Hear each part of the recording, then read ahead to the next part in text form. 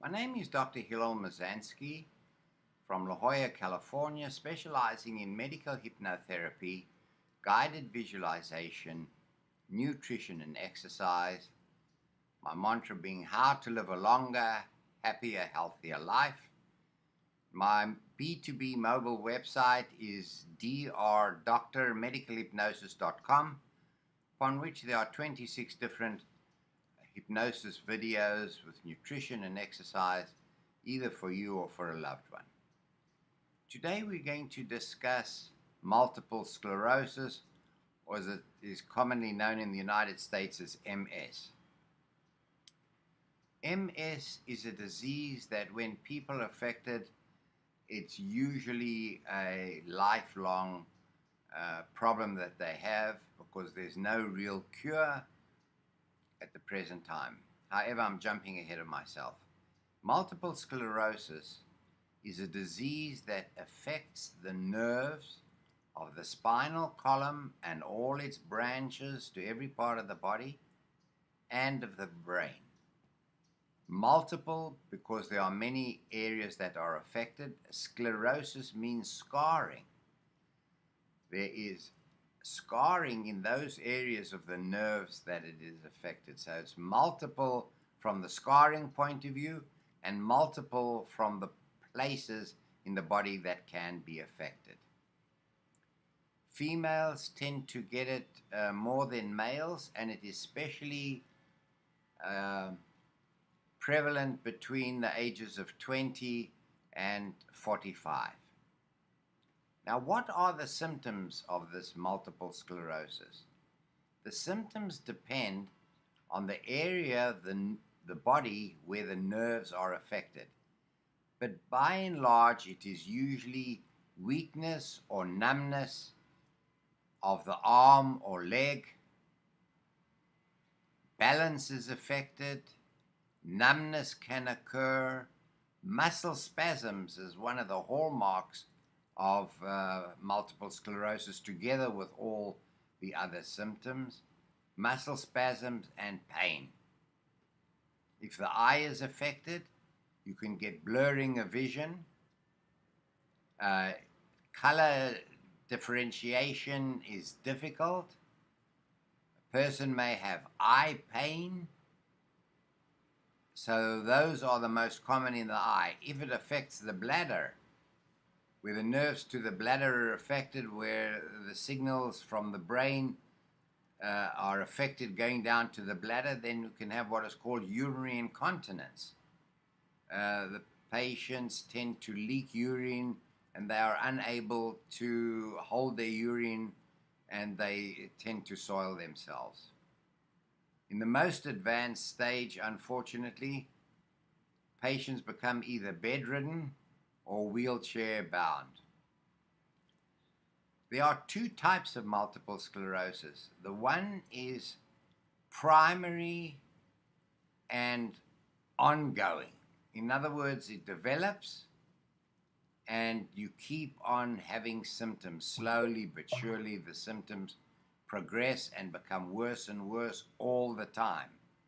The other one is the remitting type, where a patient gets a flare-up and they have the symptoms for a while and then they decrease, only to flare up sometime again. The interval is not usually determined. It can be a month, 2, or even years. I've seen years before another flare-up has developed. Now, we'll come now to the treatment. The very interesting thing about the treatment from my standpoint of view is that researchers have found, especially in Scandinavia and Northern Europe, where they don't have a lot of sunshine, that there might be a link between vitamin D and multiple sclerosis. I think by now, for those who listen to me regularly, know how I feel, what my passion is about vitamin D. But it is not only maybe a lack of vitamin D. Multiple sclerosis is what we call an autoimmune disease. Those of you who listened to my previous video on sarcoidosis, you'll remember I explained what a autoimmune disease is. But for those who didn't hear it, just bear with me, I'm going to repeat it. An autoimmune disease is where, for whatever reason, most unknown in this case, in multiple sclerosis, is that the antibodies affect and attack your own system. Your own antibodies in your body attack the nerves and the brain in multiple sclerosis, and that's fascinating. We also mentioned other conditions, but I'm not going to talk about the other conditions that are autoimmune diseases. So if this is an autoimmune disease, for the acute flare-up, the treatment is usually high doses of cortisone, steroid, and that usually can be beneficial. And the other treatment that is used is what we call drug-modifying treatments, drugs. They modify the illness to the point that the symptoms are reduced and hopefully not to reoccur. Of course, there's pain medication that's used, antidepressant medication, various different types of strong narcotics, depending on how severe the pain is. They give them muscle relaxants for the muscle spasm. Some have difficulty in sleeping. Well, as you know, I practice holistic medicine. So from my point of view, what would I do? I would have the patients with MS definitely continue seeing their regular physicians. I do not replace that. But I can help them with a chronic pain that they have by hypnosis. I can help patients with MS who are feeling a little depressed about their situation. That is amenable to hypnosis, as is other counseling. The third thing is if they don't sleep well at night, some of them don't, we can do a hypnosis for insomnia, and so on and so forth. I cannot say, and if I say honestly that there's any evidence that hypnosis can help multiple sclerosis, I cannot say that. But what we can do is once the hypnosis is ongoing, we can help the patients for them to visualize the nerves and see if we can't improve that, but that will take time. But the passionate thing that I'm about here is that vitamin D. Now, most of your doctors, he will tell you, don't take too much vitamin D, it can be toxic. In Scandinavia, there are 2 studies, and you can tell your doctors to go and read it on PubMed. No, it's not a bar called Med. It is PUBMED, all uppercase.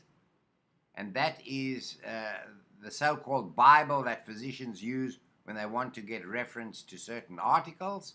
There are 2 articles there that show that in Scandinavia, the patients with MS improved, their relapses decreased when they used 100,000 units of vitamin D. Any physician in the United States would fall off their chair. I'm talking about primary care physicians. The interesting thing is they did not have 1 case of diagnosis. Please, followers, I am not suggesting that you take 100,000 units of vitamin D if you have a multiple sclerosis. You can bring it up to your physician, and if you take it upon yourself to treat yourself, I am out of the picture. You cannot use me as a reference, only as a point of information. But if you decide to take 100,000, I would strongly suggest that you get a vitamin D level done at least twice a month because you are taking high doses. The interesting point is that the value, the normal lab value of what we have for vitamin D is 30 to 90. So if you're taking 100,000, you can imagine how high your vitamin D level will go. But enough of that. Other tests that are used to diagnose multiple sclerosis are, of course, an MRI scan to see the scarring, also an MRI of the affected areas if the brain is normal, which is highly unlikely. Some patients undergo a spinal tap where fluid is drained from by putting a needle into the back and getting the spinal cord fluid, which bathes the brain and the spinal column. And that is analyzed, and certain blood tests are done. So I think I don't want to drag this out too long. You all have the idea of what multiple sclerosis is, and if you have any of your friends who have multiple sclerosis, you are more than welcome to forward this YouTube video to them. We have started something new now because people who are living elsewhere want to communicate with me. So my board has suggested that I give my email address. My email address is drhm@gianinc.com, drhm@gianinc.com. For all comments, whether it's positive or negative, it's accepted in the manner in which it is received. And also, if you have any specific questions about topics that you would like me to cover, feel free to do so. My name is Dr. Hillel Mazansky, and I thank you for listening to this health tip.